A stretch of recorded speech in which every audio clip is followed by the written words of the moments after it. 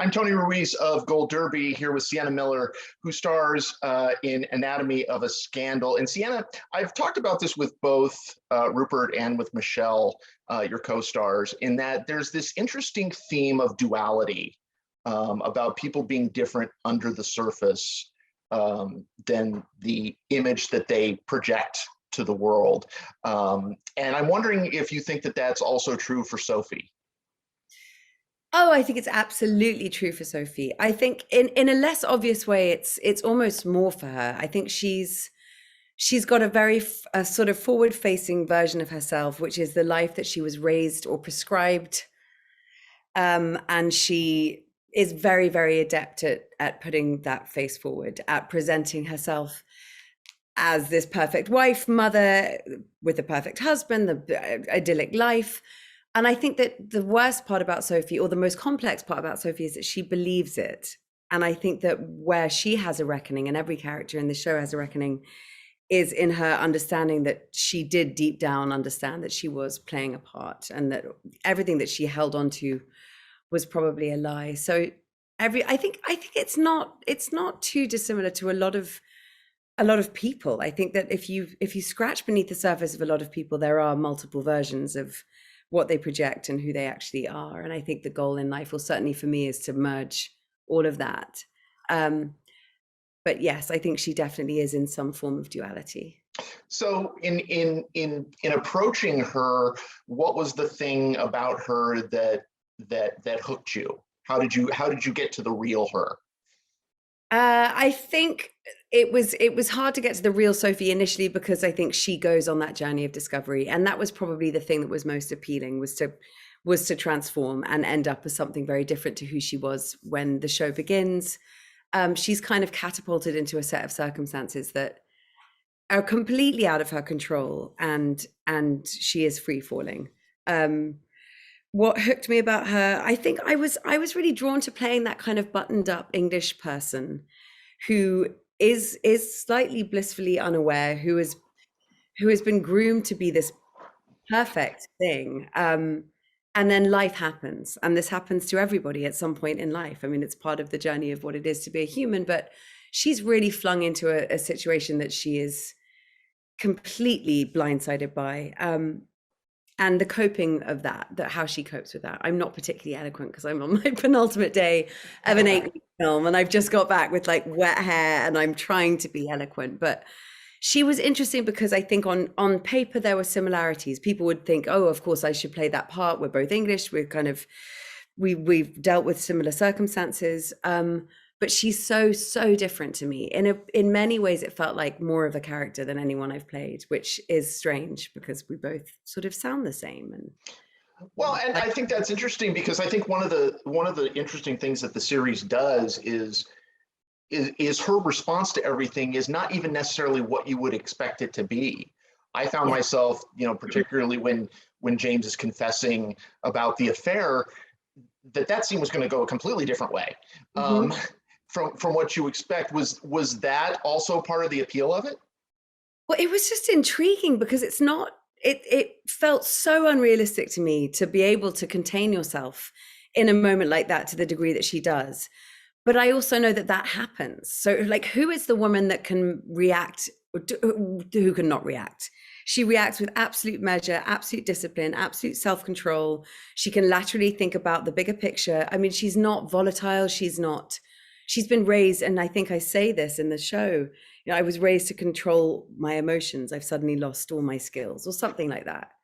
I found that so intriguing because I am absolutely not that person. And I found myself, after kind of feeling enraged by her lack of, I suppose, energy in response to that, I sort of admired it. I admired that she felt Lady Macbethy. She felt like somebody who, she's got a plan, and this is totally like knocked her off course, but how do I reconfigure my life? How do I fix this? And of course she doesn't, but she sort of does. I think she'll have a much better life as a result of this trauma. But yes, I also read the script. I was like, what? No, like smack him, or, jump it, or throw something, or, she goes and pukes and then is like, let's discuss this. I was intrigued by that. Well, and what I think is so kind of fascinating about her is that in many ways, the character we see at the end of the show Mhm. is much more self-assured and much stronger. I love that final scene between you and Michelle Dockery. Um, the character has gone such. What is it like to take a character on that type of arc? It's actually the thing I look for now. Um, it's riveting. It's riveting to map something out and know where you'll get to. But of course, when you're making a show like this, we were cross shooting episodes. So actually, my first scene that I ever shot in the entire thing was my penultimate scene in episode 6. It's crazy. It's crazy when you think of it, because I remember feeling terrible about that scene because I had no idea of what I do in it. But I knew from reading the scripts that the journey she goes on was appealing, and I love metamorphosis. I'm intrigued by that. I see it so often in life. I've felt it myself. I love that, people say people never change. They really can change, and I love that about people. And anyway, No, you know, David Kelly. David Kelly is such a kind of an institution, particularly in American television. And the collaboration between him and Melissa James Gibson, in the writing. What do you think? What was it about these scripts that was different for you? I mean, I love a limited series. I don't necessarily have the patience to sit with something for 7 years. If I get sent things, and I do periodically, where it's like, we want to attach you to this thing, and it's got options to run and run, I get terrible cold feet. I just don't have. That doesn't appeal to me, and I know I don't have the patience to sit with something. I don't think I've ever finished like a 7 season thing. There is no better writer at a sort of limited series, or in fact any series, than David E. Kelly. But Melissa brought so much to it. It was absolutely compelling. I got sent 6 scripts, which, as I'm a lazy person, was just a daunting sight on my desk. And I was excited to read it because of the people involved, but I was also like, oh, I'll take a week and I'll figure it out. I sat down and I read them all in one sitting, and I knew that if that was the way that I responded to the scripts, and that's exactly what you need, that kind of propulsion for a limited series, that this was something that people would probably, if unless we made a catastrophic mistake, binge, which is the feeling that I love about limited series. And I'd watched The Undoing, and I'd watched Big Little Lies, and I'd adored them. And um, House of Cards I thought was extraordinary, and I'm great friends with Robin Wright, and so she'd raved about Melissa. You get to a point where you have enough people who know enough people to kind of validate what you already know, which is that these are extraordinarily talented people, and you should be so lucky to work with them. But S.J. Clarkson was our director, and she's someone that I had wanted to work with for a long time, and we'd kind of circled each other and had tried to get together, and it was the right ingredients. We were so lucky, because also the scripts were great, but I've made movies that were the best scripts I've ever read and ended up being disastrous. There's a real magic that happens or doesn't happen, and it's kind of out of everyone's control. So There's an alchemy. There's an alchemy to it. I feel like all the pieces have to fit into place. Yeah, 1,000%. And then a little dose of magic, and who knows where that comes from. The 21 grams that leaves when you die. I don't know what it is, but there's something that kicks in. You can have all the right ingredients and make a terrible cake, but we were fortunate with this lot. I won't tell you about my disastrous cookies the other day. You wouldn't tell me about what? Say that again. My disastrous chocolate chip cookies that I made the other day. Something was missing. But you mentioned S.J. Clarkson, and in the conversations I've had with everybody connected to the show, I mean, S.J. just seems to have such a command over this material. What was that working experience like? She's just incredibly decisive. First of all, she's someone that I adore and would call a great friend, having worked with her intensely for 5 months. But she's got such a vision, which you would hope any director would have, but often they don't. She made really interesting choices in terms of the metaphor, that the way that the episodes end, Rupert being punched or me free falling through the Old Bailey, these really creative decisions. I think in many ways the scripts could have directed themselves. There's a version where someone could have showed up and like, dun, dun, dun, side, coverage, whatever it is, like tell the story. It's all written down. it takes someone with a real energy and a real discipline to elevate something that's already, it wrote itself. The book was brilliant, the scripts are brilliant, like it's all there. She just made it artistic. She was brave with camera angles and relentless with takes and shots and storytelling, and really directed all 6 episodes, but cross-shooting episodes, which is an impossible thing to keep your head to wrap your head around. And also just had us on the floor laughing in between every take, in spite of the weight and the density of this material. She's just a force. She really is. And she's off doing a Marvel film now, and she's just going to be the biggest director ever. And I'm so happy that I got this opportunity to work with her, because she's a magical human being. Are there scenes, when I spoke with both Michelle and Rupert, there were scenes for them that were just, they seemed like Mount Everest to get through in one way or another. With Michelle, it was, the mountains of dialogue filming the courtroom scenes. Were there scenes like that for you? I think almost every scene felt like an Everest. This came at a really intense time for the world in general, but specifically for my personal life. And it felt very, very raw and very naked. I'd gone through a terrible breakup. I was in a very, very vulnerable place, and I knew that I was going to be going to work every day and confronting stuff that I have dealt with in my past, was dealing with. It was difficult. And it's funny, your body doesn't know the difference. I was shooting the first scene where Rupert's character tells me about the affair and that it's coming out in the papers, and I had a monitor on. I've told the story a zillion times, so I apologize to anyone who's heard it, but the monitor picked up my heartbeat accelerating rapidly, and I would sweat and shake, and it was exhausting. But there's something weirdly thrilling about that kind of response. I don't know what it is. I don't know why we do this job. It's bizarre, but every scene was painful. It was hard and it was exposing, and I felt vulnerable, but I was very supported by the wonderful talent that you've mentioned in SJ. There wasn't an easy day on this, so we had to find levity, but I'm sure you've realized in speaking to Rupert and Michelle that we found that. Yeah, it does. Both of them said that exact same thing, that, you do these really intense scenes, and then in between you'd be like, on the floor laughing. Yeah, well, you need the balance. It was that perfect alchemy of casting. We just had the right ingredients for this, but also I think when you're dealing with stuff that really is triggering and painful, and you need that laughter, and SJ provided it. And Rupert, who I really predominantly was the only person that I really worked with on this, and I were just brother and sister from the offset, and it was just a joy.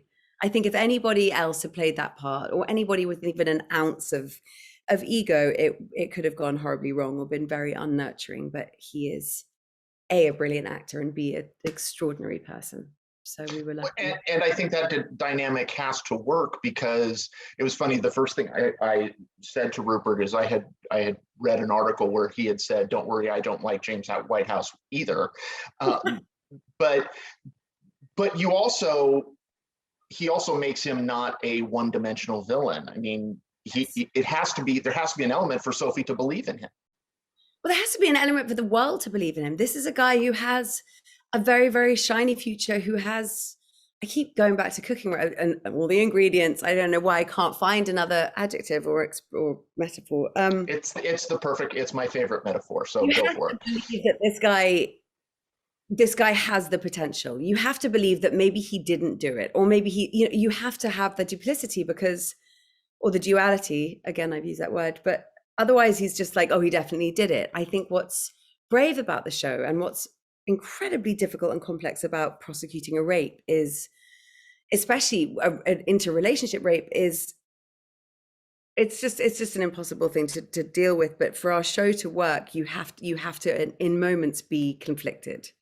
And Rupert he presents as somebody that you're charmed by, like a politician. I mean, they have to have those qualities. He's good looking, he's got the great family. And then we get into all of the kind of messiness of entitlement and his absolute conviction of his innocence. I think if he was villainous, you wouldn't buy that he believed he was innocent. But I think James Whitehouse goes to jail believing that he did not do this. And the more you kind of question whether he did or didn't, the more interesting the show is. But it's a brave choice. One of the things that I took from the show, and I love the fact that it's set in the UK, but what I love about it, because it gives us a look at the upper class of UK that American audiences maybe don't know. But I feel like there's a universality in the fact that, you know, the anatomy portion of the title is not just about the actual crime, but it's also about the power structures, the class system that protects these upper class people. Am I off there? No, you're bang on point. I mean, it's dissecting the anatomy of a country and of a structure and of politics and of rape and of consent and privilege, and it's so meaty, it's so current. I love that this show was made, and I wonder if 6 years ago it would have been. You know, it's very telling that this show was made and was as successful as it was. No, you're absolutely right. The structures of England are riveting. I think increasingly as I've gotten older, I do see class systems everywhere I go, but there is something about going to Eton, going to Oxford, going into politics. You know, this is like go for Churchill, beyond. I mean, our entire history is seeped with that kind of trajectory of schooling to career. And yeah, there is a set of rules for one type of person and a different set of rules for everybody else. Yeah. Does